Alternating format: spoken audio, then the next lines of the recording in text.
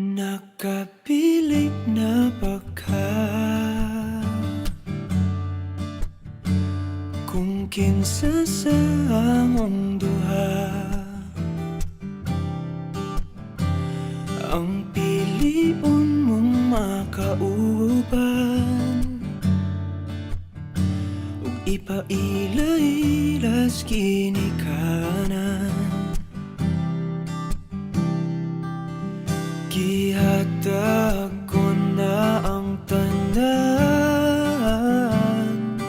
ug ihatag ko pa ang tanan. Apan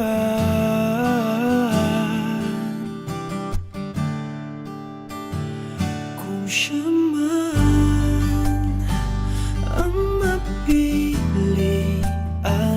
wa ko'y mahimo ana, pero sakit lang gyud kaayo kung siya man ang maswertehan. Mo palayo na ko ninyo, ug ihilak na lang sa tako, pero ug iya kang biyaan, ug iyang binuangan pag mahitabo. Wala na siya'y balikan.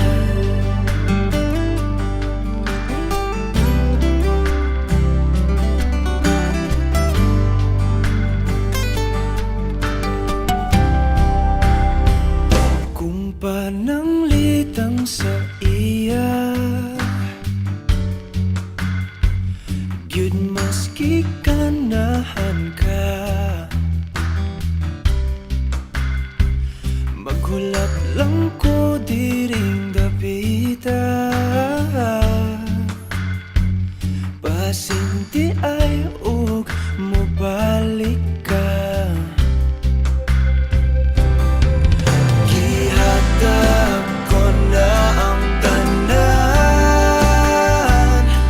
ug ihatag ko pa ang tanan. Apan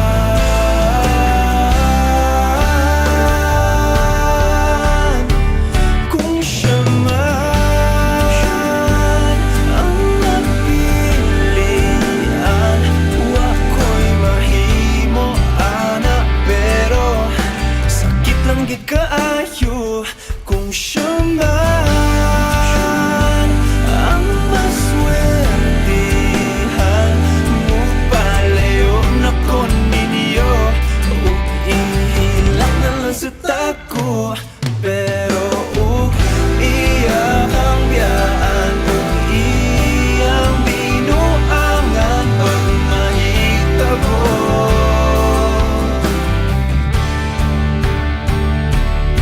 Ang reyna sa akong damgo, tuas laing palasyo, ug iya kang biyaan, lingit diri. Kay ako kang pakaslan,